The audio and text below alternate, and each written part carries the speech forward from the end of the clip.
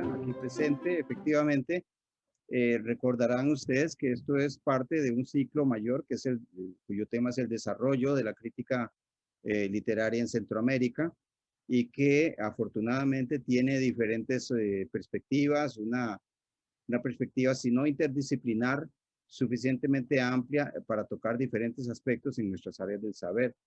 Y hoy, efectivamente, tenemos al doctor Gabriel Baltodano como el expositor de la sesión. Han visto ustedes que su conferencia trae como título La risa letrada, un asunto pendiente de la investigación académica.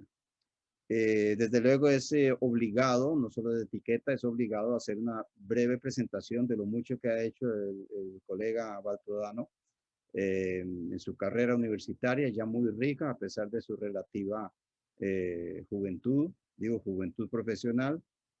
El doctor Baltodano tiene una titulación, tiene un doctorado en estudios de la sociedad y la cultura. Ha sido o es ya catedrático, que es el más alto rango académico universitario que se puede alcanzar. Es catedrático de la Escuela de Literatura y Ciencias del Lenguaje de la Universidad Nacional, la auspiciadora de este coloquio. Es coordinador de un programa de docencia e investigación que es la Maestría en Estudios de Cultura Centroamericana, y de su programa hermano, si cabe, denominado Programa de Estudios en Literaturas Regionales, cuyo acrónimo es PRESLITERE.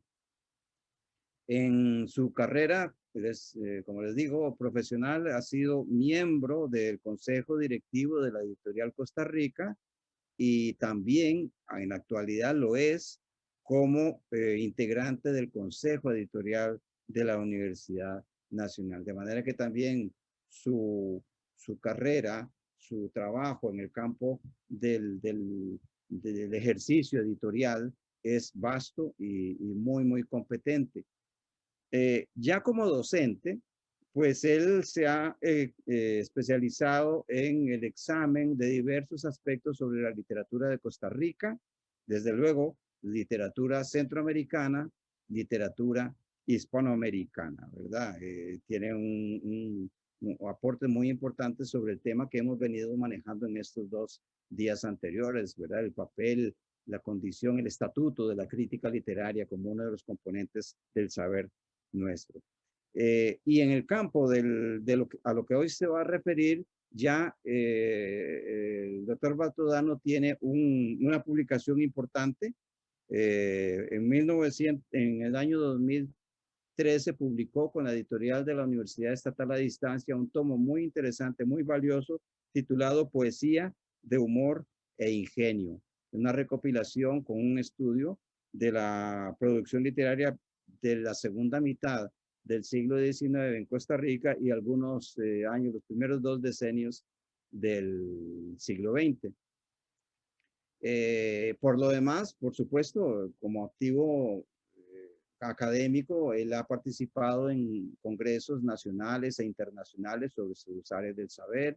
Él ha sido invitado, profesor invitado como ponente en México, en Colombia, en Alemania. Y ha hecho una actividad realmente importante en este terreno. Y hoy, como él mismo lo ha planteado, va a presentar su charla, que no dilato más. Va a ser una charla calculada entre unos 45 y 50 minutos, y desde luego, como lo hemos venido haciendo, tendremos todos la oportunidad de charlar, de dialogar, de preguntar, de comentar, porque eso es lo que enriquece por lo general este tipo de charlas. En sus manos queda la sesión, don Gabriel. Muchas gracias, don Carlos. Voy a compartir con ustedes un PowerPoint que no contiene muchísima información, pero puede servir para guiar, para orientar algunas de las ideas que quisiera. Bueno, justamente quisiera yo hablarles esta tarde y noche sobre un tema que me parece que es uno de los pendientes de la investigación académica. Desde luego que los hay muchos, Pero bueno, a mí me interesa este en particular. Se refiere a la risa letrada, entendida por términos generales como el humorismo o el didactismo, más bien para el caso que nos atañe hoy, en la literatura centroamericana. En las disertaciones de lunes y martes, los profesores Mondol y Monge se han referido cada uno desde una perspectiva particular a las condiciones de desarrollo de la historiografía y la crítica literarias en el medio centroamericano. Sus exposiciones trataron cuestiones propias de los modelos, los problemas y los desafíos de estas instituciones. Para complementar esta mirada, he decidido dedicar algunas palabras a un asunto distinto, aunque concomitante. En específico, me gustaría explicar desde una perspectiva propia algunas cuestiones pendientes de la historiografía literaria centroamericana. En atención de las limitaciones impuestas por el tiempo, he preferido concentrarme en un caso más bien específico, porque bueno, claro, los trabajos de los profesores Mondol y Monge se han caracterizado por una perspectiva más bien global. El mío se contentan con demostrar la existencia por llamarlo así, un punto ciego, entre otros muchos posibles en el desarrollo de la crítica literaria regional. Antes que a los vacíos del conocimiento disponible o a las inadvertencias de la crítica, mi reflexión apunta hacia cierto hecho literario que la institución literaria todavía percibe confusamente, esto es, sin reconocimiento pleno de su importancia. Puede que ello se deba, entre otras cosas, a un prejuicio usual hasta hace poco en el medio académico. Según este, la creación poética, la literatura en su conjunto, es un asunto grave, y tanto más en un medio dominado por la relación entre historia, sociología y literatura, ¿no? Es un asunto grave y por lo tanto requiere de un acercamiento serio, si se aspira a una comprensión adecuada y sistemática de un fenómeno tan complejo. También habría que tener en cuenta que allende la solemnidad con que se asumieron las cuestiones relativas a las distintas literaturas nacionales y regionales, ha pesado en la época contemporánea la formación específica del campo centroamericano y el interés de la crítica cultural por ejes relativos a la nación, la identidad y la modernidad por una parte, y a la violencia, la posguerra y la exclusión por otra. Tales temas han dominado la agenda de investigación académica de las últimas décadas y nos han dejado pocos estudios acerca del periodo colonial, como lo demostrará mañana jueves la conferencia del doctor Alexander Sánchez. También nos han dejado muy pocos estudios estos temas predominantes sobre las manifestaciones populares, no canónicas y alternativas. En mi criterio, estos estudios emergentes nos demuestran la urgencia de volver sobre los archivos y los periódicos con el propósito de ampliar, extender y enriquecer la historia de las literaturas regionales. Esta empresa no solo requiere de un ensanche del concepto de hecho literario, una apertura que en todo caso ha sido ostensible en nuestro medio académico desde finales del siglo XX, sino que además requiere de una revalorización de las formas y los géneros menores, de su lugar en la vida social, en los documentos coloniales y en los periódicos decimonónicos. Sé desde luego que se trata de una cuestión esquiva y difícil, abierta a toda clase de controversias. Sin embargo, me parece evidente que la historia literaria contiene sesgos manifiestos y que estos han coartado su desarrollo, a la vez que se presentan como oportunidades para el avance de la investigación académica. Con frecuencia se ha tratado, más que de omisiones, de meras supresiones derivadas del empleo de determinados paradigmas teóricos y metodológicos. Para entrar en materia, diré que me interesa un sesgo en particular, el sesgo de la historia literaria hacia la seriedad. Para acotar el ámbito de mi intervención en este seminario, me referiré específicamente, primero, a la apropiación por parte de la intelectualidad finisecular, de final del siglo XIX, ¿no?, de los grandes fabulistas centroamericanos, y segundo, a la necesidad de penetrar en las paradojas que determinaron la recepción crítica de otros dos autores fundamentales.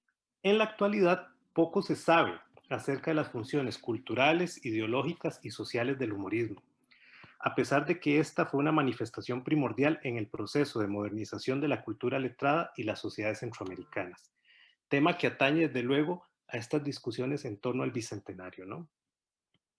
Esto no nos deja de provocar inquietud, dado que el humorismo literario no solo gozó del favor de los lectores, sino que los cautivó, con lo que encubrió su poder didáctico y persuasivo, su capacidad de funcionar como un recurso de control social.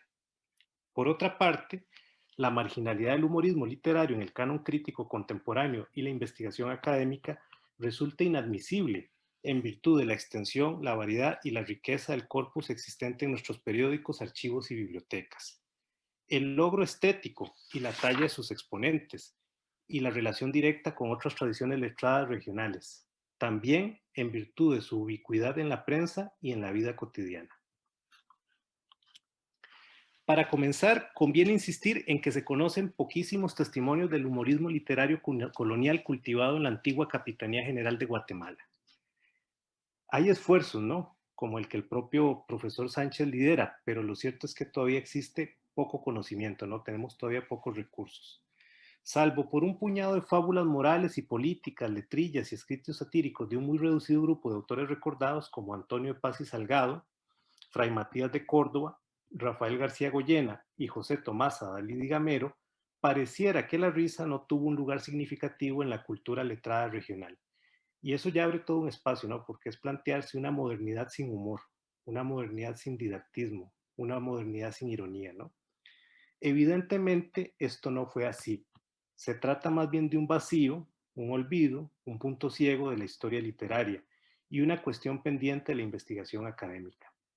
Si tan solo se consideran las aportaciones de estas cuatro figuras preclaras, como voy a referirme a ello ahora, como lo voy a exponer, se tornan manifiestas de inmediato las profundas correspondencias entre el pensamiento reformador de la sociedad que atravesó la segunda mitad del siglo XVIII y los comienzos de la siguiente centuria y engendró el independentismo y los primeros idearios centroamericanistas, los estadios iniciales de la cultura impresa regional y el empleo intelectualista y pedagógico de la risa. Córdoba Ordóñez, por ejemplo, sabemos bien, no solo cultivó la poesía, incluida la didáctica, sino que fundó la imprenta, una imprenta, y editó el periódico, el importantísimo periódico El Pararrayo, creado en 1827, un órgano que impulsó la educación del pueblo de Chiapas. Como literato, se lo recuerda ante todo por una celebrada fábula, aquella que se titula La tentativa de León y el éxito de su empresa. En este relato moral, un engreído león busca al hombre con el propósito de medir fuerzas e imponer su superioridad. Tras interrogar al buey, el caballo y el sabueso, descubre que el ser humano domina a todas las bestias, quienes le temen por su inteligencia y crueldad. A pesar de ello, el león no abandona su propósito y acecha una presa que considera endeble.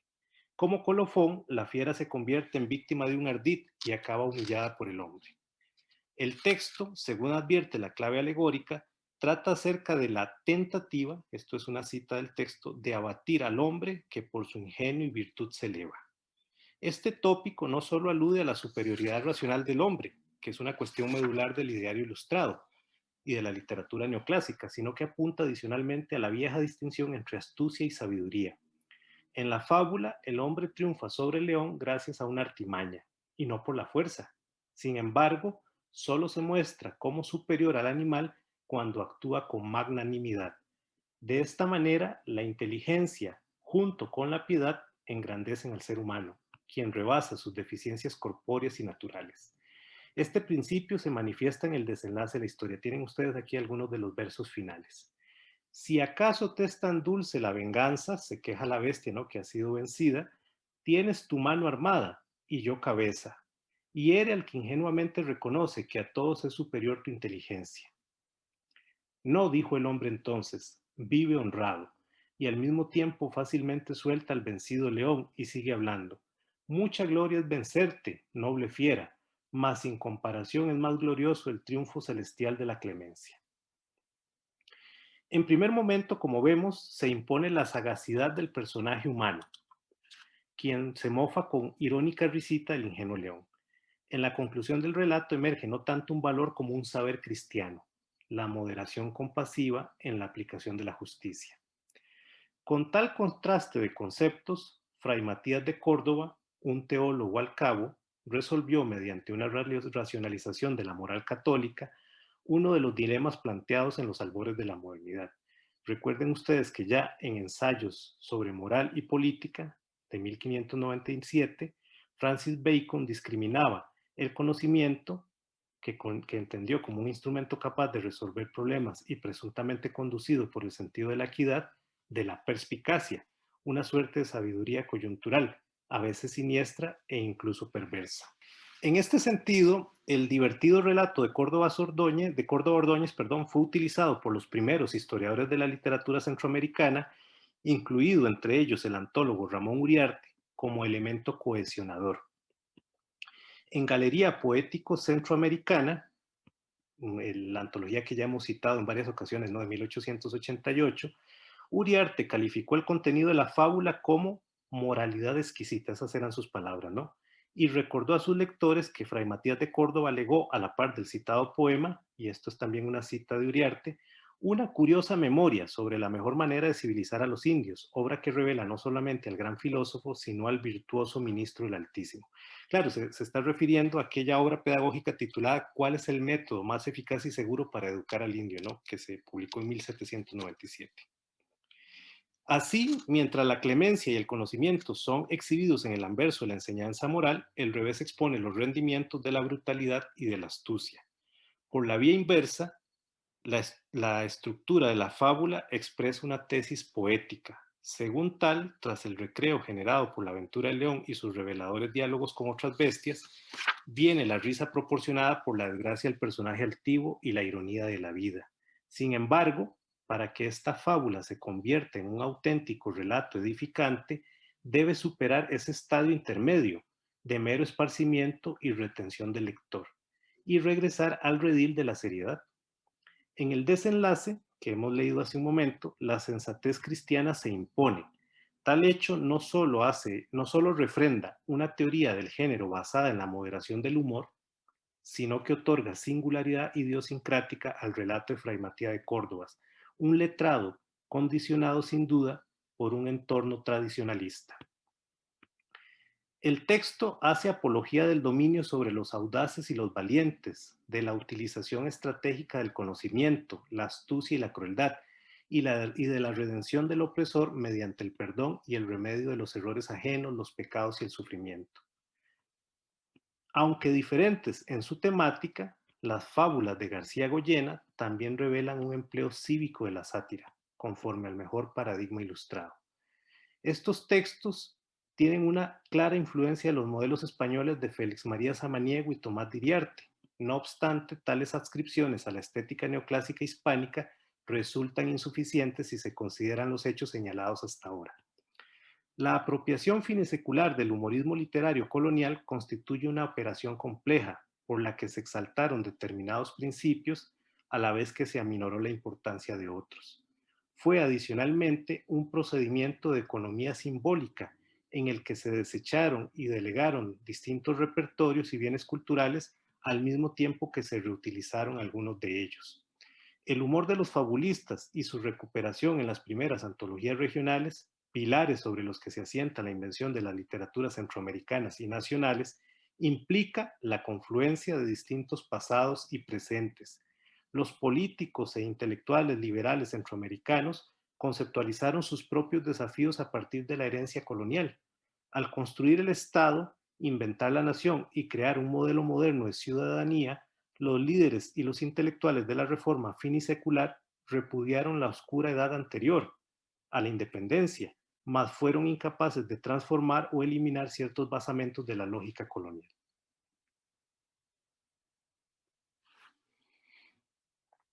La racionalidad contenida y moderada de los relatos de Córdoba Ordóñez y García Goyena responde al ideal horaciano de decoro poético, esto es, la aspiración de crear, mediante el discurso literario, un saber vital y universal, con arraigo en el legado clásico, pero dirigido a dotar de fundamentación ética a la nueva sociedad moderna.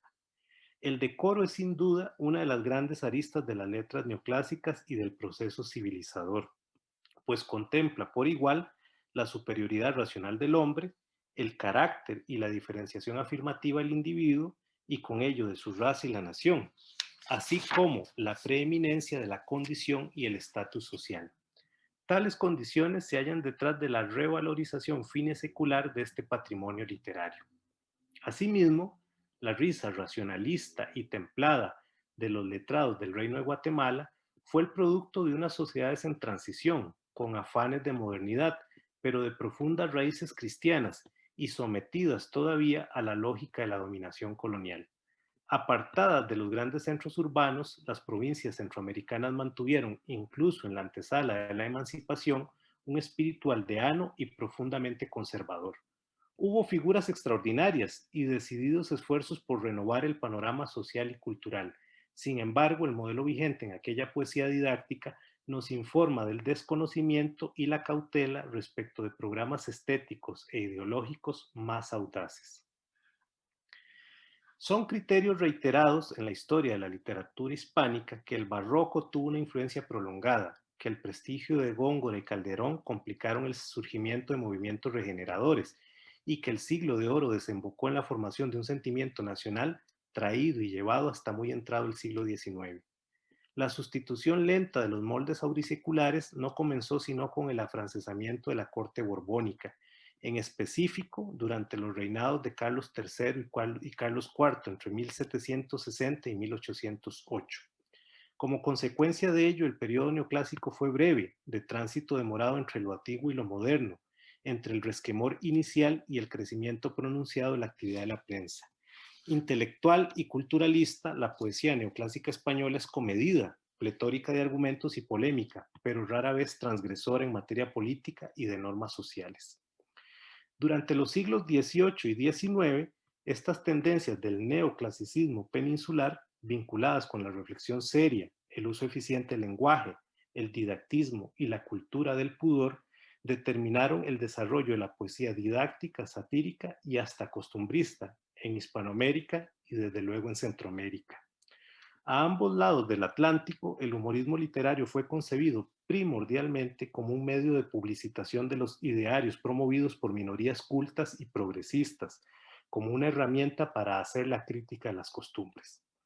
Con todo, es menester recordar que en Europa las opiniones más avanzadas del 700 surgieron fuera de la península y que en consecuencia la Ilustración española y sus hijastras, la hispanoamericana y la centroamericana, no acometieron los mismos proyectos de transformación social que otros movimientos análogos. En muchos aspectos fueron movimientos más bien moderantistas. Aunque Ramón Uriarte apodó como La Fontaine americano a García Goyena, existen enormes diferencias entre el poeta centroamericano y el creador de los cuentos galantes. Es cierto que Iriarte y Samaniego compusieron fábulas y cuentos eróticos y que fueron procesados por la Inquisición a causa de sus posiciones anticlericales y sus escritos provocadores. Sin embargo, y a pesar de las diferencias entre las concepciones poéticas de estos dos autores, está claro que ambos eligieron cultivar la ilustración moral mediante la censura de vicios y el enaltecimiento de conductas aprobadas, muchas veces capaces de pasar por el tamiz de la vieja moral cristiana. Muy distinta fue la base de la imaginación moral y literaria de Jean de La Fontaine, quien había leído con atención a Giovanni Boccaccio y a François Rabelais. El humor clasicista de La Fontaine es diferente del humor normativo del neoclasicismo español e incluso de la risa intelectualizada del siglo de las luces, por cuanto todavía resuenan en el humor de La Fontaine, los ecos de la cultura popular del medioevo y el Renacimiento.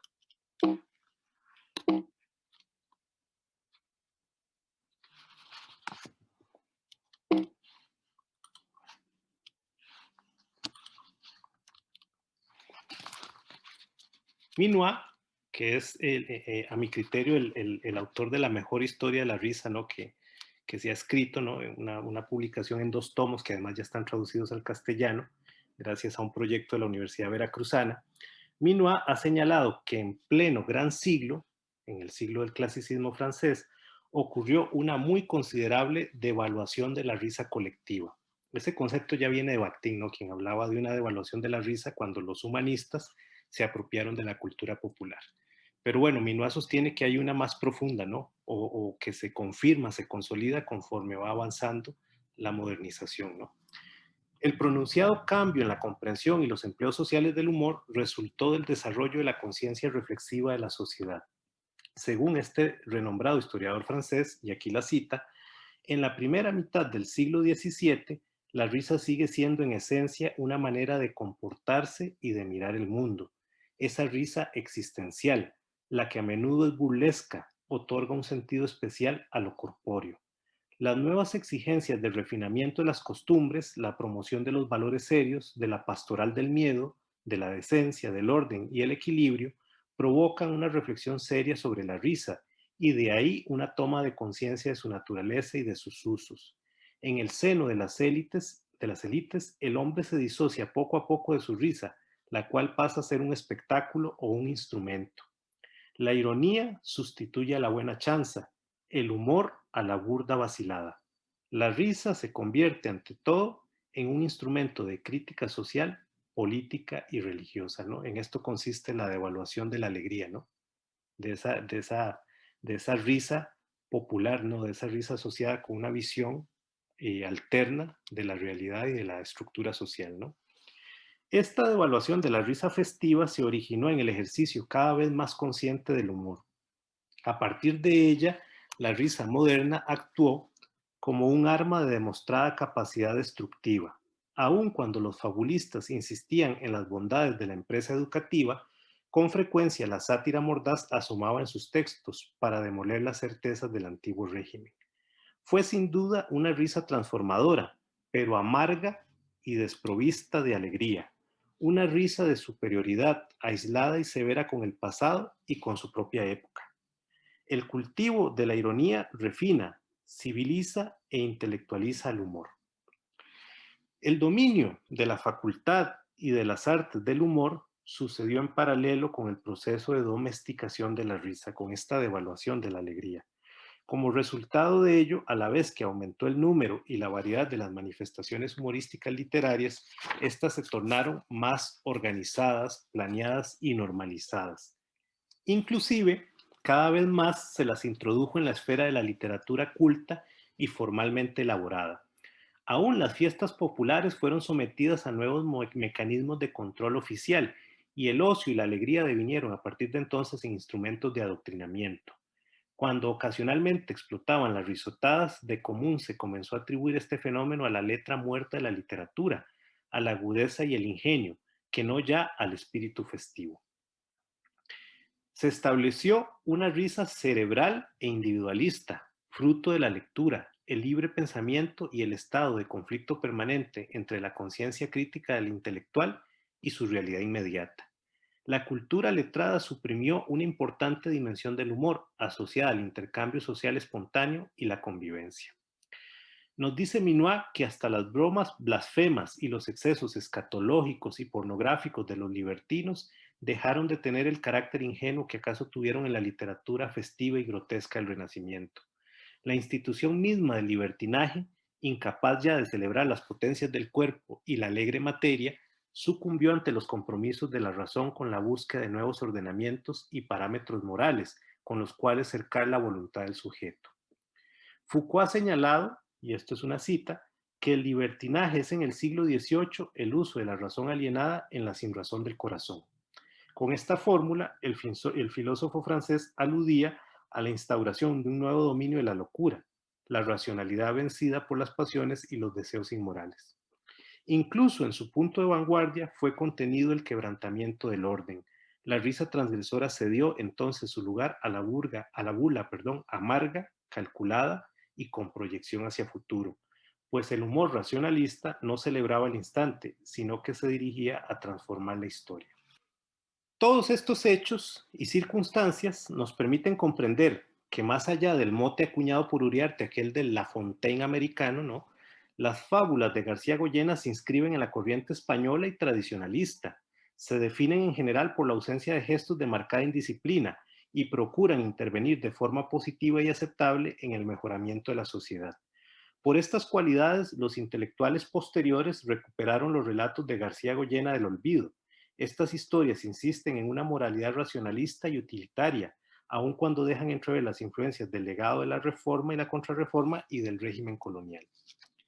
El examen de los antecedentes y de las tendencias más progresistas allende el Atlántico y los Pirineos permite hacer hincapié en la distancia que todavía separaba a la risa moderna, amarga, irónica y reducida, de la risa protomoderna centroamericana.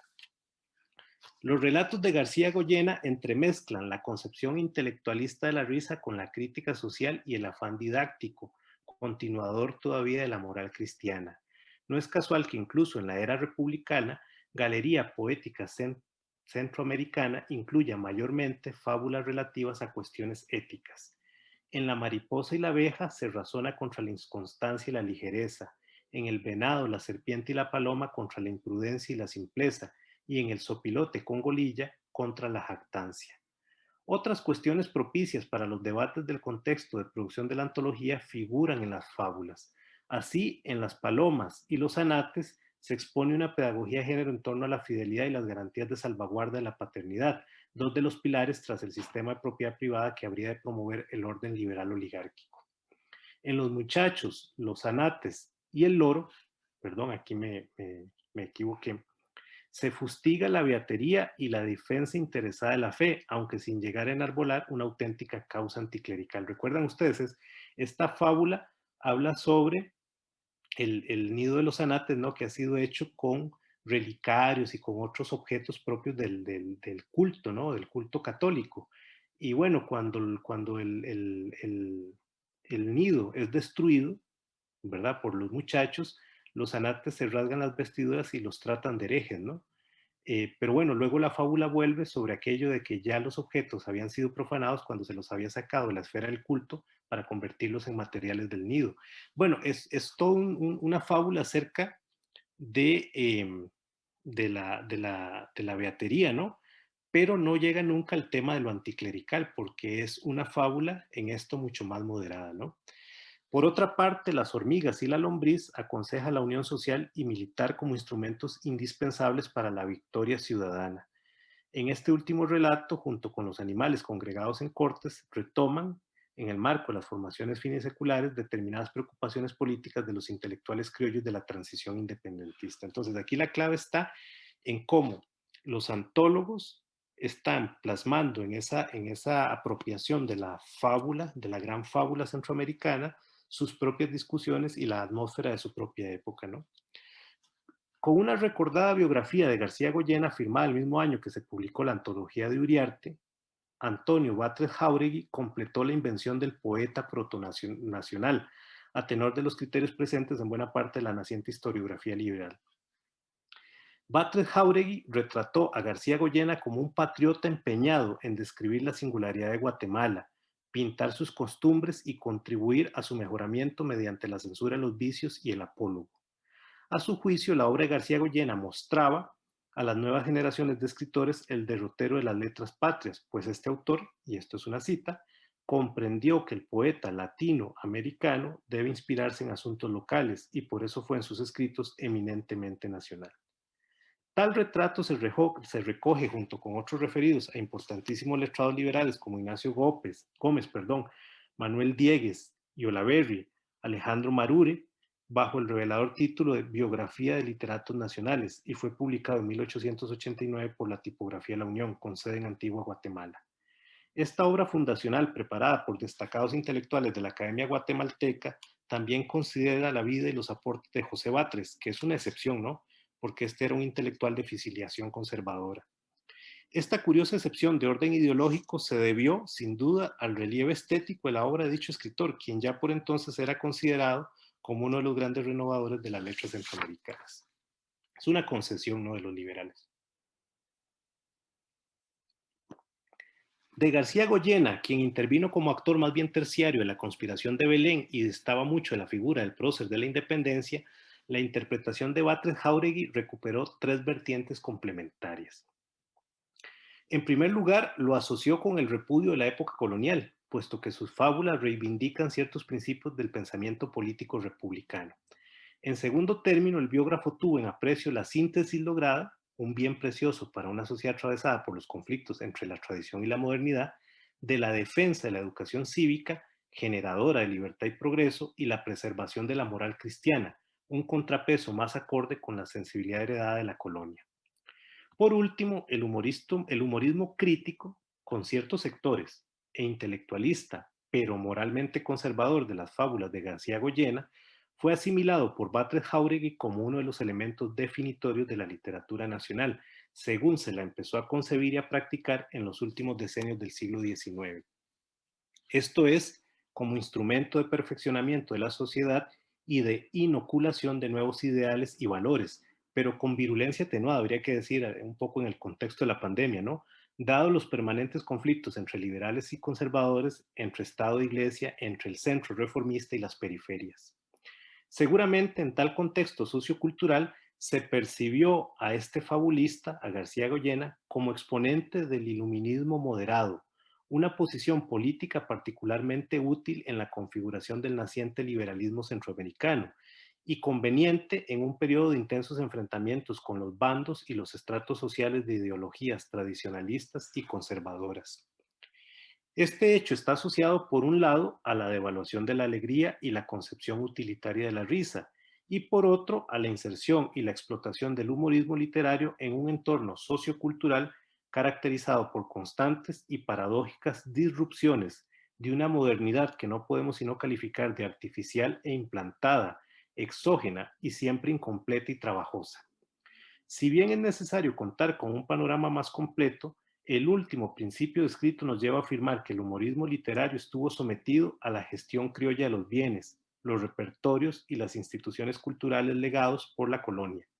Las interacciones entre los géneros discursivos y literarios, las diversas tradiciones de la risa y las condiciones socioculturales específicas habrían conformado en esta y otras materias unas prácticas letradas regionales, trasvasadas al mismo tiempo que domésticas.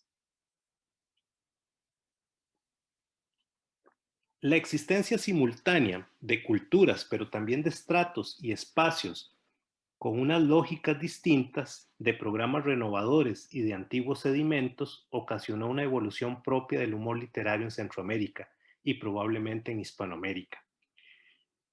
En nuestro criterio, este humor producido en el Istmo debe ser leído como una suerte de texto híbrido, es decir, como un artefacto que integra, no necesariamente de forma armónica, los medios, los estilos y los procedimientos con los esquemas culturales más propicios para interpretar el mundo inmediato, ora a través de afinidades y convergencias entre los unos y los otros, ora mediante adecuaciones, rupturas y dilaciones. Aunque en la encrucijada de géneros y técnicas, la singular hibridez cultural del temprano humorismo literario centroamericano se manifiesta primero en la suma de concepciones morales, cristianas e iluministas, coloniales y reformistas, y segundo en la ralentización y la sobreposición de temporalidades específicas relativas a las devaluaciones y los procesos de modernización de la risa. Por lo pronto, propongo que la risa letrada de la región se desarrolló con arreglo en unos tiempos y unos procesos particulares que en determinados aspectos coinciden con las tendencias descritas a propósito de la gran historia europea del humor y en otros dieron lugar a condiciones y rasgos más bien particulares. Leiva ha señalado, y este notable caso nos ofrece un inmejorable ejemplo en los dualismos propios del humorismo literario, tanto más por tratarse de quien ha sido considerado el autor más prolífico de su época, que la obra satírica del otro gran letrado del Reino de Guatemala, Antonio de Paz y Salgado, hizo suyas, incluso mediante citas expresas, las críticas de Benito Jerónimo Feijó contra los excesos de devoción y la beatería insana, así como el ideal de perfeccionamiento de la sociedad mediante el uso riguroso de la razón y el combate de la ignorancia, las supersticiones y las costumbres obsoletas. Con ello, en principio se estaría en presencia de un intelectual netamente moderno, ¿no? Es decir, que planteado así, Paz y Salgado sería un intelectual típicamente moderno. Sin embargo, el autor del Mosqueador Añadido, una prodigiosa sátira de costumbres, es también el escritor detrás de Las luces del cielo y la iglesia, una obra de 1747. Una relación de los festejos ante la proclamación episcopal de Pedro Pardo de Figueroa. Este texto fue compuesto por encargo de las autoridades religiosas, con la finalidad de exculpar al nuevo arzobispo ante la denuncia interpuesta por Francisco Aragón en el Santo Oficio. Para contestar a quienes acusaban a Pardo de Figueroa de incurrir durante las fiestas de proclamación en un relajamiento de las costumbres impropio y la dignidad que ahora ostentaba, Paz y Salgado brindó un cabal informe de las honestas recreaciones, así les llamó él, y la altura moral de los convidados, así como de la ausencia de derroches y excesos. Curiosamente lo hizo mediante un género destinado a recrear la grandeza de las conmemoraciones.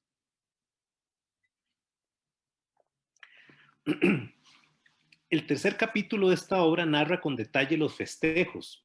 En su hacienda de Milpandueñas, Pardo de Figueroa dispuso 15 días de celebraciones para la crema y nata de la sociedad. Estas incluyeron corridas de toros, bailes y mojigangas, además de la puesta en escena de comedias auriculares. Sánchez Mora advierte que Paz y Salgado, plenamente consciente de los riesgos de hacer hincapié en las festividades mismas y en un intento por invisibilizar las diversiones mundanas de la cúpula colonial, utilizó un registro discreto y asentado en los documentos de mediados del siglo XVIII, en el que el lenguaje retórico y el empleo de diversas estrategias paratextuales dieron como resultado el establecimiento de un férreo cerco de ortodoxia política y religiosa que buscaba demostrar la sumisión total de la escritura festiva, así como programar una lectura desproblematizadora que neutralizara cualquier elemento díscolo que se hubiese filtrado inadvertidamente. Esta actitud hacia su propio oficio letrado no solo evidencia un esfuerzo por salvaguardar la honra de los poderosos, de quienes esperaba una conducta ejemplar, sino además un afán por disimular tanto la naturaleza de las fiestas como la índole misma de las crónicas acerca de ellas. Por este motivo, Leiva caracteriza a Paz y Salgado como un autor entre dos extremos, ¿no? Y aquí tengo esta cita extensa, ¿no?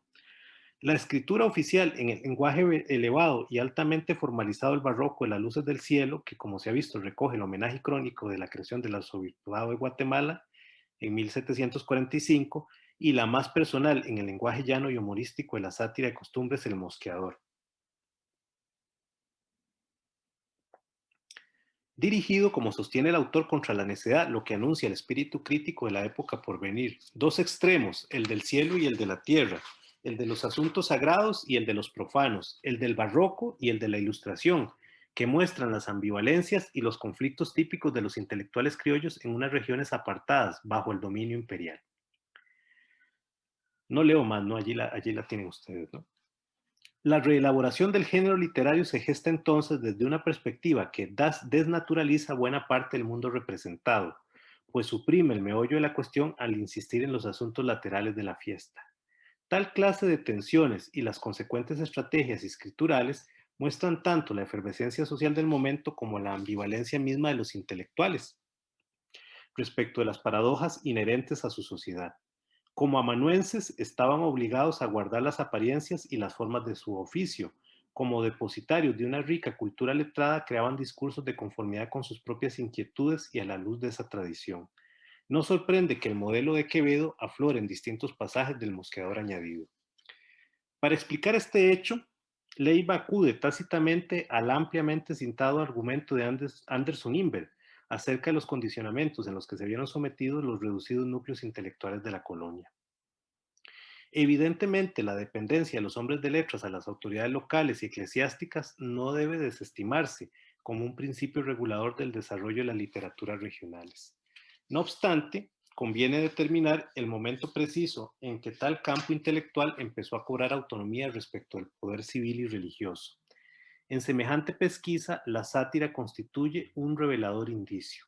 Asimismo, se hace necesario establecer correspondencias entre este proceso y la sobreposición de distintas conceptualizaciones de la risa.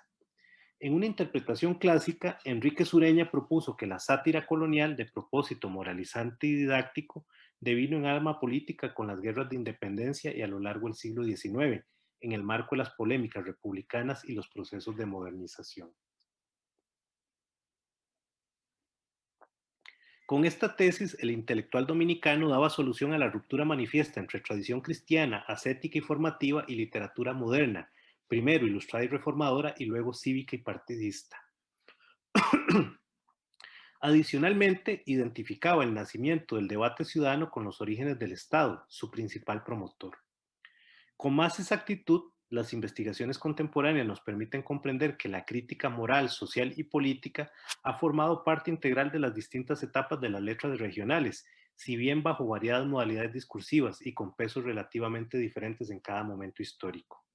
Sin duda, los procesos de modernización modificaron las condiciones de desarrollo de las culturas locales en general y del humorismo literario en específico. No obstante, poetas satíricos como Antonio José de Irizarry y Francisco Acuña de Figueroa, un uruguayo, ¿no?, por citar dos ejemplos, vivieron y escribieron entre ambas épocas, hecho que permite avisorar la complejidad del problema. Al hacer hincapié en las letras de la independencia, la crítica contemporánea adoptó la perspectiva de la historiografía literaria decimonónica y relegó el estudio del humor satírico de la colonia y los antecedentes de la fábula neoclásica hispanoamericana. Hasta hace algunas décadas, notables antologías como Poesía Hispanoamericana de la Independencia de Emilio Carrilla, ¿no?, Carilla, de 1979, apenas reconocían la importancia de este género. Lorente Medina atribuye esta omisión a dos factores implicados en el hacer de la crítica regional. Por una parte, mucha de la poesía compuesta a finales del siglo XVIII e inicios del XIX llegó a la actualidad mediante manuscritos y periódicos, cuyo contenido todavía está por ser recogido y estudiado. Y por otra parte, el anonimato y la precariedad misma de los escritores del periodo ha dificultado el reconocimiento de sus aportaciones al desarrollo de las letras continentales. También ha influido el desprecio hacia la literatura humorística.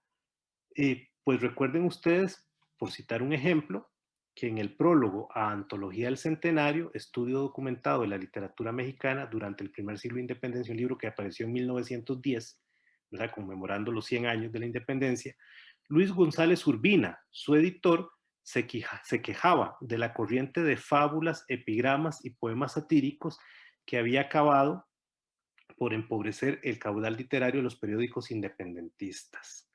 Es muy interesante, ¿no? En Costa Rica hay un ejemplo análogo, ¿verdad? Porque en la lira costarricense también hay una queja de su editor, ¿no? Se queja de que algunos escritores que escriben epigramas y poemas satíricos se han malogrado, ¿no?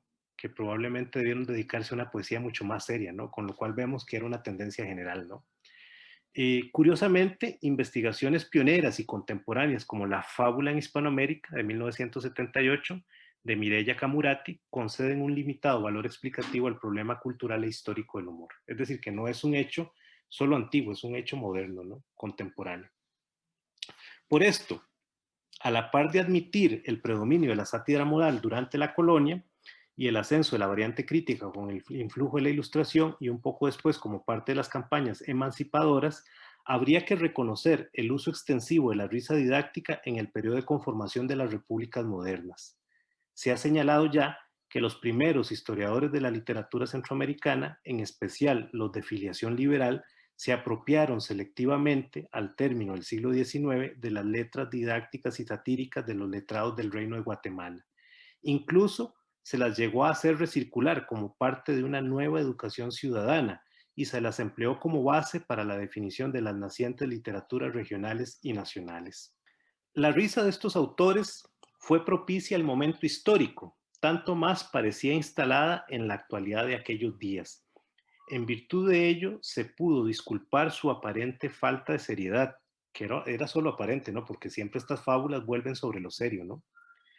El intelectualismo detrás de esta clase de humor literario reivindicaba la sensatez y la respetabilidad de unos letrados que apuntaron, según la interpretación finesecular, al pensamiento antes que a la alegría. Se debe agregar que este giro del humorismo satírico fue paulatino, pues la fábula neoclásica se dirigía en una primera etapa a fustigar vicios y defectos morales y sociales, y fue más tarde cuando derivó hacia el debate político. En estos términos, el problema de la apropiación del humorismo no solo se refiere a la producción de los vínculos con el entorno social e histórico en que se los recupera, sino que depende además de las progresivas transformaciones respecto del concepto y el ejercicio letrado de la risa. Para consolidar el nuevo orden político y social, se hizo necesario segregar los bárbaros de los civilizados, una dicotomía primordial de la cultura hispanoamericana, y asentar los renovados paradigmas de conducta. Las tendencias del humor serio, crítico, didáctico y político unieron el ocaso colonial con la era republicana, porque reafirmaban las diferencias, porque fijaban criterios de sociabilidad según las costumbres que distinguían a la élite de la sociedad oligárquica, porque denunciaban vicios, descarríos del orden y la razón, y porque corregían mediante el castigo de la risa y el ridículo. Más importante todavía, estas corrientes de la risa asumieron la convicción de que el individuo y la sociedad en su conjunto eran perfectibles, con lo que buscaron propiciar el cambio y fueron definidas como agentes de la transformación colectiva. En la empresa de modelar la historia, la risa se convirtió en un poderoso instrumento sometido a las nuevas relaciones de poder. En el fondo, sus antecedentes y desarrollos ulteriores estaban atados al proceso de construcción de una racionalidad que se definió por la distancia con la insensatez, la estupidez y la locura. No obstante, esa racionalidad presentaba fisuras que el humor también explotó desde el comienzo. En el plano estético, este proceso halla su correlato en la creciente literaturización del humor letrado y culto. En 1806, Adalid y Gamero escribió y difundió en secreto un texto titulado Cartilla irónica para entrar a la moda, un hito del proceso de modernización del humorismo literario centroamericano. En el prólogo de este extenso poema satírico, el enunciador recomienda a su destinatario epistolar, con burla sutil y disimulada, lo siguiente: para vivir con desahogo, la primera diligencia que has de guardar cuidadoso es tener poca vergüenza, y no será poca dicha que teniendo poca puedas vivir contento. Más vale que ni aun esa poca tengas, porque al que su buena crianza o su honra le da esta prenda, vive honrado, mas qué importa si la honra no es conveniencia. ¿Cómo no tenerla tendrás? Con no tenerla tendrás comodidad y riqueza, que una y otra serán tuyas como por tuyas las tengas. Como se comprende, la cartilla, si bien participa del espíritu reformador de la Ilustración, implica un avance respecto de este último, pues actualiza mediante la ejecución irónica del objetivo moralizante la poesía satírica centroamericana. La poética de la obra se corresponde con determinados principios de las letras neoclásicas. No obstante, bien a las claras, introduce una concepción distinta que anuncia algunas de las bases de la doctrina decimonónica del humor incisivo y descreído. Esto pone de manifiesto cómo se agolpan las distintas concepciones del humor en el siglo XIX hispanoamericano. En sentido estricto, este texto es un parteaguas, pues a diferencia de las cartillas previas, auténticos reglamentos del buen vivir, el poema de Adalid y Gamero, más que defender negativamente la vieja moral, exhibe, mediante el uso de la ironía de inversión, las dicotomías propias de una sociedad en pleno proceso transformador. A pesar de lo dicho, el interés de la crítica se ha concentrado en aspectos incidentales del texto. Umaña recuerda, por ejemplo, los debates acerca de la autoría de la cartilla, un hito de la literatura hondureña y centroamericana. También han sido frecuentes las discusiones acerca de sus semejanzas con los precedentes novohispanos. Incluso cuando se la considera en tanto producto del humorismo literario, se la asimila, como gesto intelectual, al desarrollo tardío de la actividad iluminista en Centroamérica y se la reduce como objeto estético a bien pasadista, a una suerte de obra neoclásica de inicios del siglo XIX. Sin duda, el consabido anticlericalismo de Adalid y Gamero contribuyó a reformar esta última interpretación, a reforzar esta última interpretación de su legado. Este hierro tiene sustento además en la incapacidad de la crítica para discernir entre los diferentes principios del proceso de conformación estético-literaria de la risa moderna. En tal marco, la creciente racionalización de la risa sirvió como solución y continuidad entre los discursos literarios de los letrados protonacionalistas y los intelectuales republicanos. Este fenómeno puede explicar la inadvertencia de la paradójica singularidad de la cartilla. Para concluir, quisiera insistir en que las pautas de asimilación del humor político y educativo fueron a su vez criterios para la depuración de la tradición culta y el desplazamiento de las manifestaciones jocosas y populares, herederas de la colonia y producto de la hibridación y la existencia cotidiana de las sociedades regionales. Desde el siglo XIX, la naciente historiografía literaria reparó en la faceta humorístico-didáctica de las letras coloniales. La inclusión de las fábulas de Córdoba Ordóñez y García Goyena en el Parnaso Centroamericano, la primera antología de carácter regional, revela que José María García Salas fue consciente de la importancia del didactismo ilustrado en el proceso de renovación de la sociedad del Istmo. García Salas no solo incluyó los relatos moralizantes de García Goyena en su antología, sino que los divulgó y recirculó mediante el álbum literario de 1884. Una publicación involucrada en la cruzada modernizadora emprendida a finales del siglo XIX.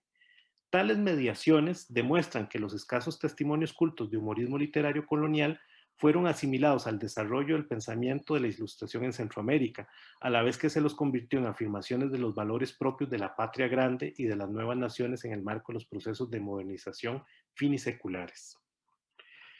Según Villalobos, las primeras antologías centroamericanas se derivaron de la necesidad inherente a la ideología liberal de demostrar la existencia en los contextos regionales y locales de una civilización letrada y de espíritus culturales diferenciados.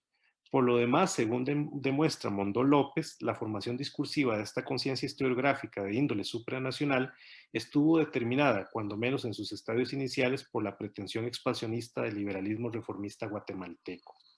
En tanto, Ramón Uriarte dedicó la Galería Poético Centroamericana a Miguel García Granados, caudillo liberal y dictador de Guatemala, entre 1871 y 1873, García Salas ofrendó el Parnaso Centroamericano a Francisca Aparicio Medina, esposa de Justo Rufino Barrios.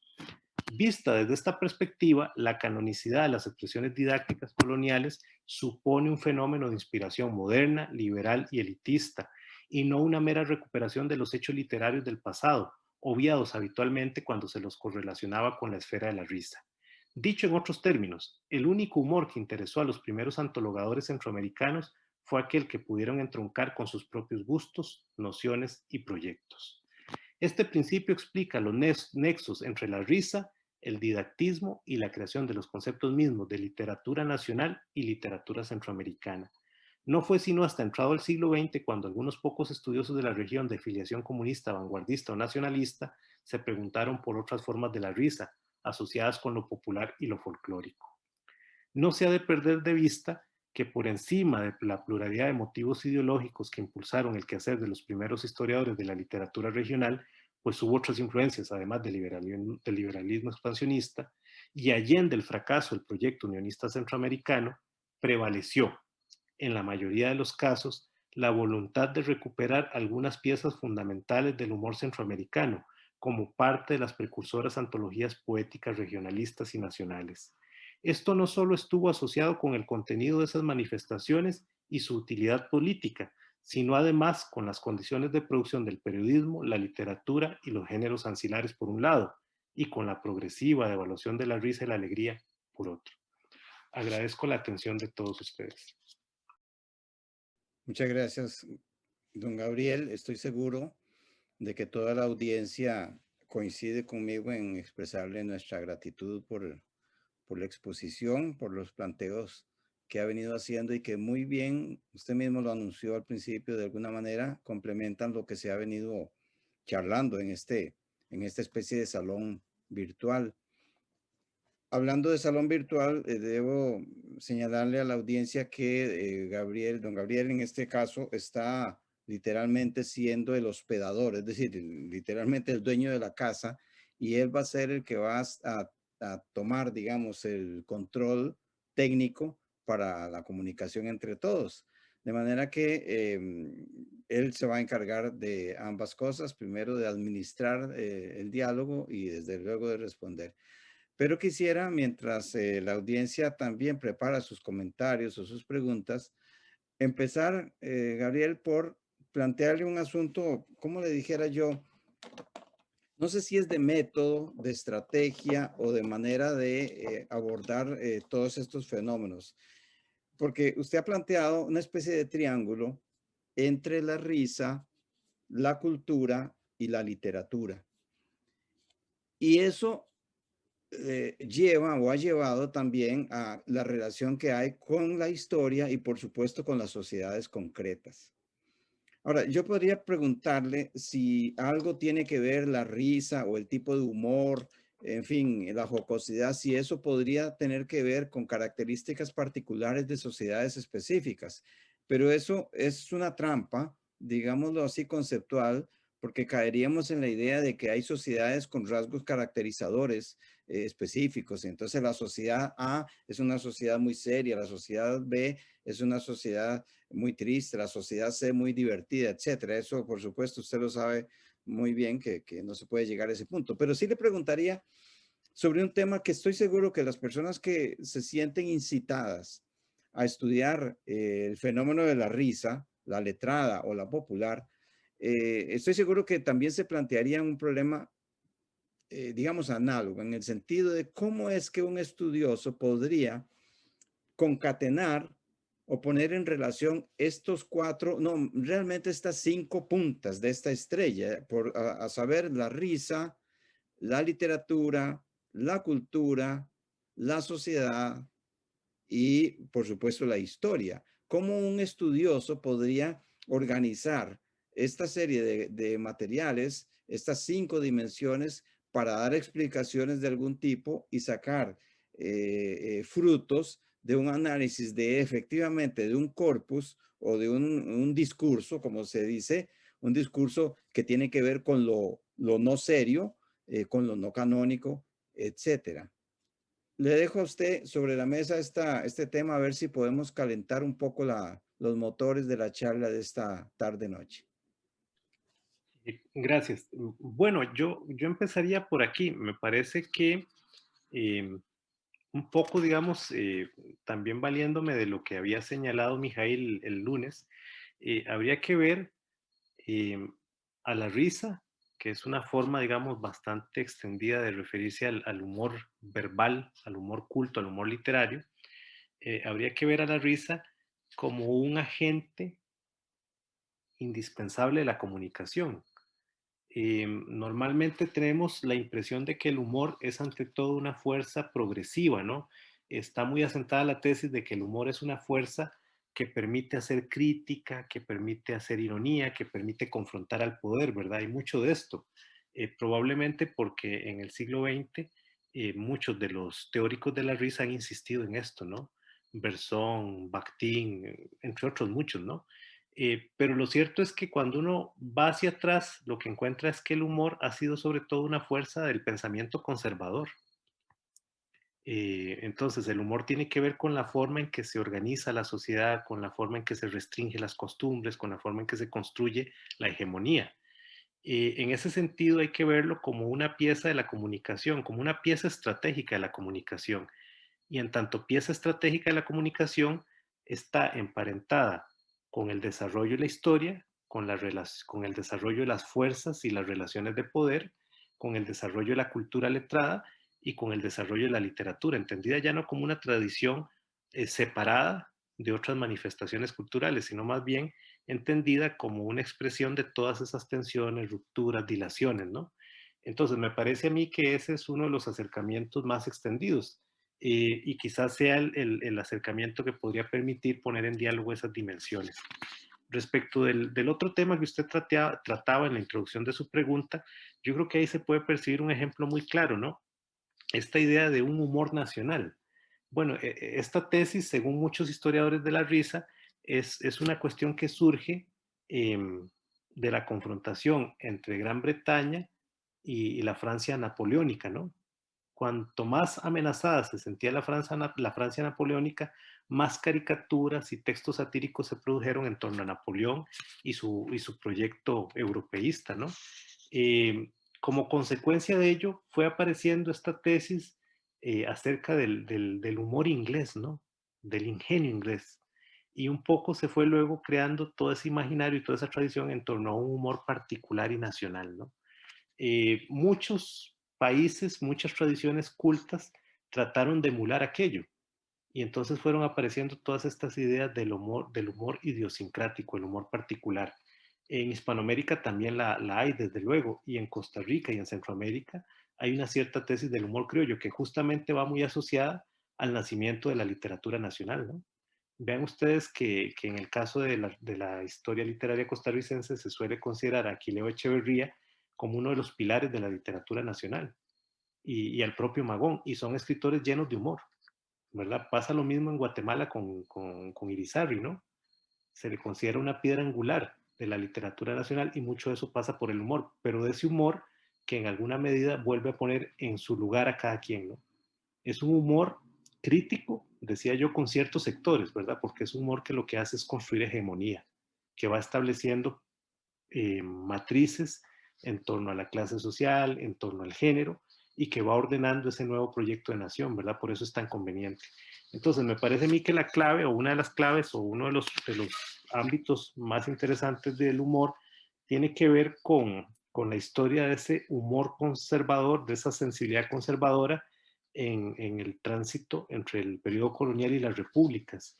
Y eso hay que verlo siempre a la luz de la apropiación que se hace en el siglo XIX, ¿no? Para descifrar, para comprender esas relaciones entre humor, nación y sociedad, ¿no?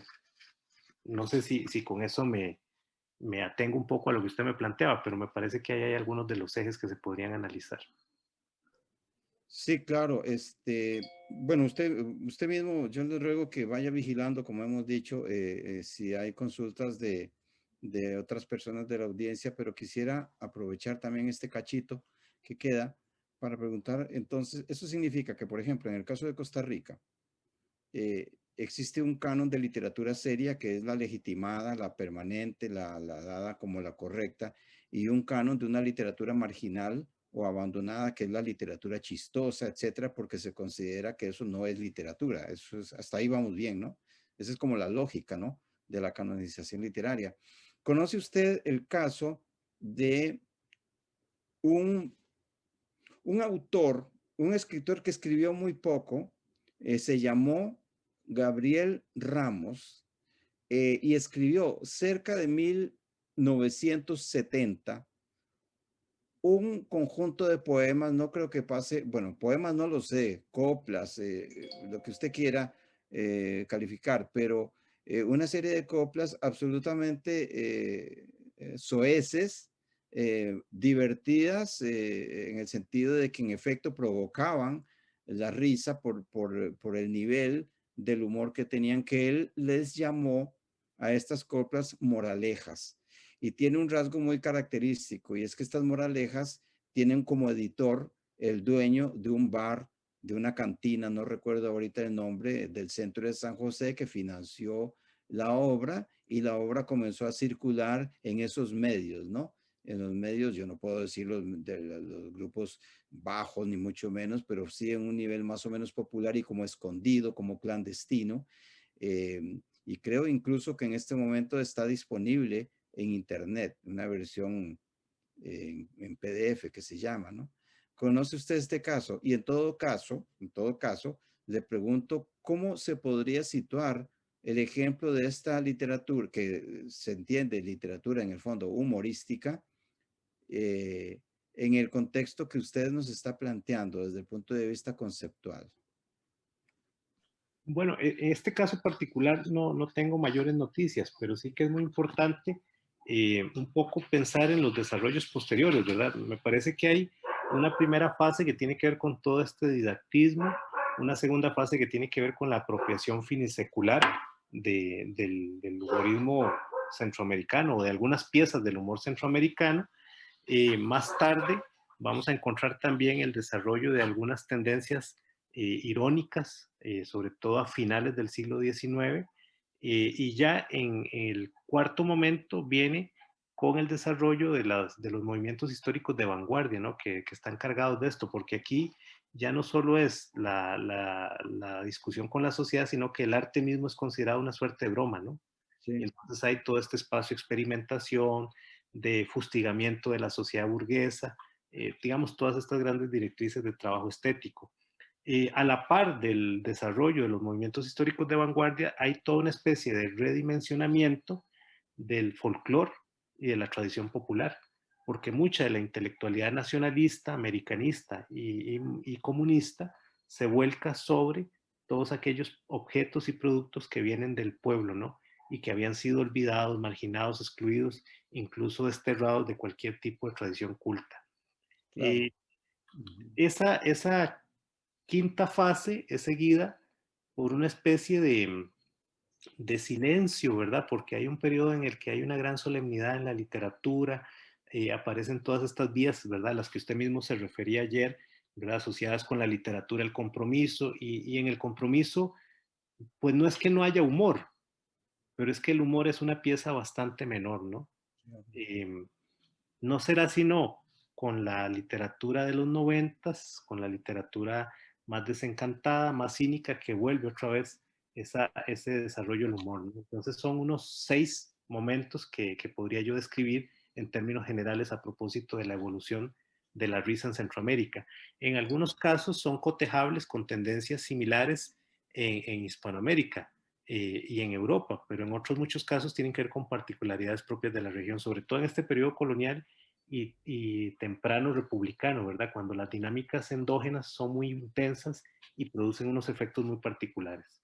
Bueno, don Carlos, tenemos 2 preguntas. Yo que puedo ver aquí las Recuerde, manos, por favor, por favor. creo que podríamos atender esas 2 preguntas para finalizar la sesión de hoy, ¿verdad? Sí, buenas tardes a todos. Un placer, profesor. Y bueno, este tema, ¿verdad? Que de verdad, bueno, al menos yo creo que muchos de los que veníamos del bachillerato, ¿verdad? Teníamos esta noción que usted comenta bien, ¿verdad? De que a veces el humor ha sido como dejado al margen, ¿verdad? Básicamente un tema que no se debe tratar o que sobra, ¿verdad? Pero usted le ha dado bastante relieve a esta cuestión, ¿verdad? De que siempre se aboga por tocar temas serios, ¿verdad? A través del humor, ¿verdad? Allí podemos ver como una función algo pragmática, ¿verdad? En el sentido de que, bueno, se utilizaba, por ejemplo, comentaba usted, ¿verdad? La ironía, ¿verdad? Para atacarse entonces entre conservadores y liberales, por ejemplo, siempre con una razón de ser. En ese sentido, pensaba yo por manifestaciones más actuales, ¿verdad? Tal vez como de un humor más nihilista, de un sinsentido, ¿verdad? Que nada más se burla porque sí, de humor negro, ¿verdad? Que tal vez rayan en el mal gusto. Y un día, ¿verdad? Leía una reflexión en Facebook, no me deja mentir el compañero Gabriel Mora, ¿verdad? Que también está analizando la cuestión de los memes, ¿verdad? En esta cuestión de la tesis de la maestría, con respecto al meme, ¿verdad? Como instrumento cultural.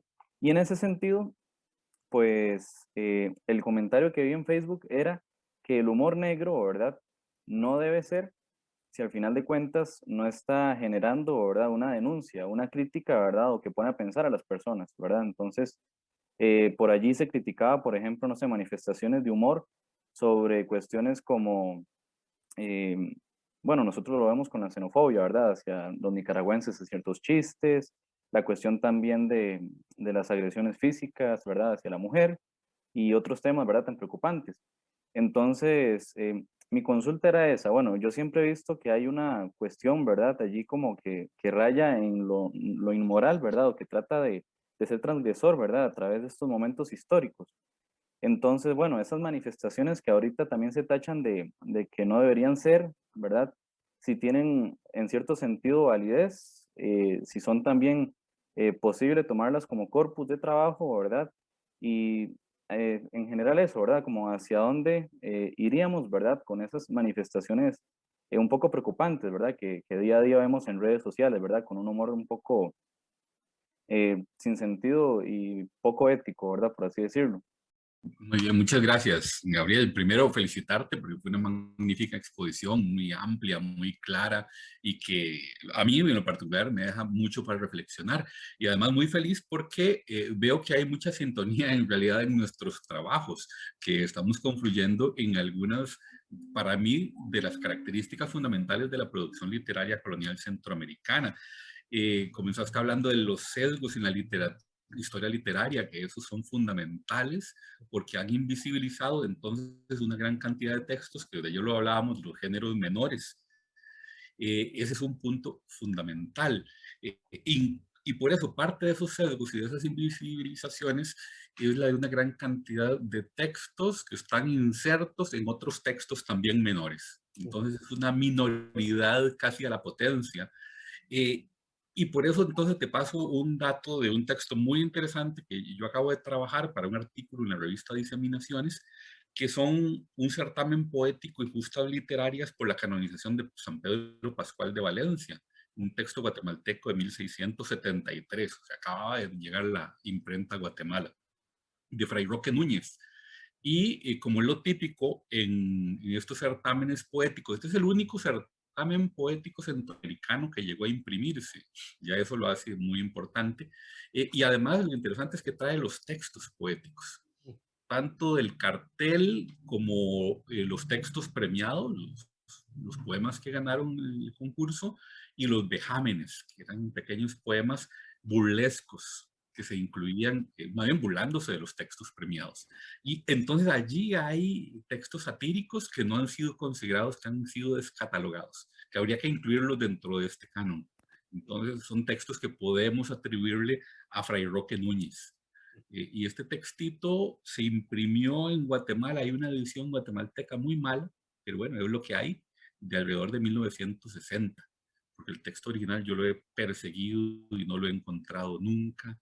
Incluso parecía que estaba en la biblioteca británica, en la British Library, y cuando yo lo pedí, me dijeron que había sido destruido en los bombardeos de la Segunda Guerra Mundial.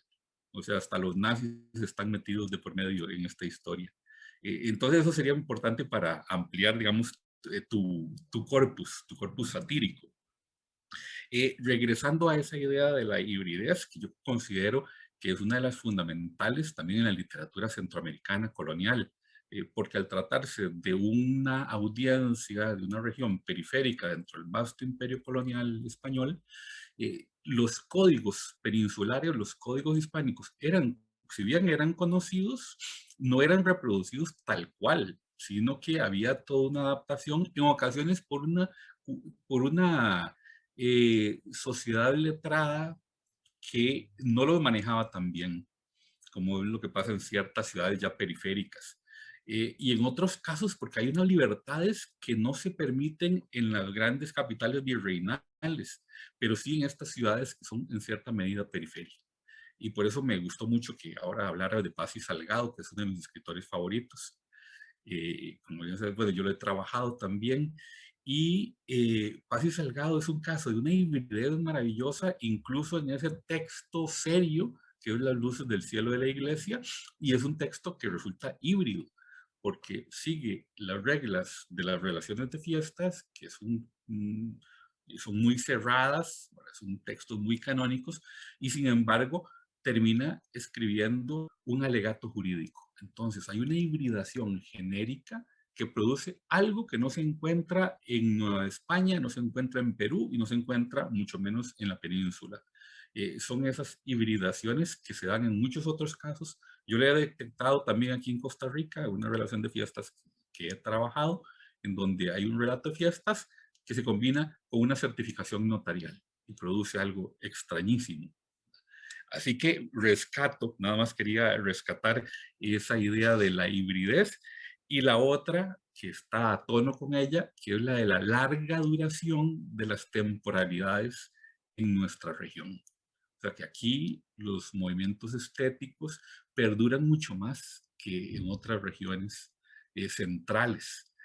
Aquí el barroco, para dar un ejemplo, que en 1740 se dice que en México ya la emblemática, el uso de los jeroglíficos ha decaído totalmente, lo dice Víctor Mínguez. 50 años después en Guatemala están plenamente vigentes. Y luego ha entrado el siglo XIX, y esa es la parte que ya yo ignoraba y que eso me gustó mucho de tu exposición, o sea, cómo hay esa larga pervivencia de formas neoclásicas en el XIX centroamericano. Así que eso me iluminaste particularmente. Así que muchísimas gracias. Bueno, uno de los grandes teóricos de la risa en el siglo XX fue sin duda Berzón, ¿no? Y una de sus tesis clásicas tenía que ver con la idea de que no era posible disfrutar el humor si uno estaba implicado en él. Porque recuerden ustedes que en la teoría de este filósofo francés, la risa es una especie de castigo, ¿verdad? Está asociado con toda una tradición, ¿verdad? Muy asentada. Lo que él le añade nuevo es que tiene que ver con algo que él llama la fealdad cómica, ¿no? Que es la rigidez. Entonces, reímos de aquel que es rígido en alguna materia de la vida, ¿no? En su pensamiento, en su actuar, en su conducta, ¿no? Porque la risa es el mecanismo por el cual las sociedades, según Berzón, pueden superar esa rigidez consustancial a algunas posturas, a algunas personas, a algunas tendencias ideológicas, ¿no? Entonces Berzón creía esto, ¿no? Que la risa en el fondo lo que hacía era poner en entredicho todo aquello que era rígido y que no se amoldaba a la ductilidad que la vida requiere, ¿no? Pero claro, hay algunas lecturas contemporáneas de Bersón que parten de una crítica, ¿no? Digamos que Bersón presupone que esa sensibilidad es común, es compartida, y desde luego que esto no ocurre así, ¿no? Sino que está asociada con horizontes específicos. Y ahí vuelve un poco la tesis con la que partía, ¿no? En efecto, uno no podría disfrutar de un chiste de estos, ¿verdad? Que nos resultan muy desagradables, ¿no? De un chiste, por ejemplo, eh, sexista. Uno no podría disfrutar de él si uno tiene una cierta sensibilidad, ¿verdad? Sobre el tema. Y desde luego que menos lo podría disfrutar si uno es mujer, por ejemplo, ¿no? Porque aquello es entendido ya no como humor, sino como un ataque, ¿verdad? Porque es humor y es ataque, tiene esa dimensión, ¿no? Eh, entonces, a veces ocurre eso, y yo creo que el debate contemporáneo está muy marcado por esa comprensión de esos horizontes en los cuales perdón, se da el humor, ¿no? En los cuales se desarrolla el humor. Lo que pasa es que uno de los problemas de Bersón tiene que ver con que no todo el humor es crítico, ¿verdad? No todo el humor, digamos que tiene ese carácter confrontativo o esconde un ataque, sino que hay otras formas, ¿verdad? Otras muchas tendencias, ¿no? Y bueno, sobre el tema que plantea Alexander, que yo creo que mañana tendremos ocasión, ¿verdad?, de desarrollarlo y volver sobre él para no agotarlos a ustedes ni abusar de la paciencia de ustedes. Recuerden que mañana es la última sesión y que va a estar dedicada a la historiografía del periodo colonial. Yo volvería sobre dos cosas que me causan mucha impresión, ¿no? Cuando uno lee a Norbert Elias, que es el gran autor, ¿no?, clásico acerca de los procesos de modernización y de perfeccionamiento. Es muy curioso porque no le concede casi ninguna importancia a la risa, cuando la risa ha sido, en mi criterio y en el criterio de muchos historiadores muchísimo más calificados, ha sido la gran fuerza modeladora del refinamiento. Si uno ve el humor, y sobre todo el humor conservador, el humor de las élites, el humor de la sociedad oligárquica en Hispanoamérica, esa ha sido la gran fuerza modeladora de las costumbres y de la conducta, ¿verdad? Y entonces eso es un hecho que es fundamental, ¿verdad? Y que uno no podría pasar desapercibido. El otro caso que me deja siempre un poco impresionado, y ahí es donde uno ve la seriedad del canon y la seriedad de los historiadores de la literatura, la solemnidad con que se tratan estas cosas, es el hecho de que hay una noción muy extendida que tiene que ver con la hibridez en la teoría cultural hispanoamericana, latinoamericana, que es aquella idea de la transculturación narrativa de Ángel Rama, ¿no? Entonces, muy pronto se aceptó la tesis y causó mucho entusiasmo la idea de que la novela era un género que se había adecuado, se había adaptado a las necesidades culturales de Hispanoamérica. Y es muy curioso que eso lo tengamos muy claro y que no lo percibamos tan claro de un periodo donde estas fuerzas son todavía más determinantes como la época colonial, ¿verdad? Entonces son esas grandes paradojas de los estudios literarios, ¿no? De los estudios culturales por las cuales uno percibe los sesgos, ¿no? Percibe esos sesgos que van desconociendo estas áreas de acción.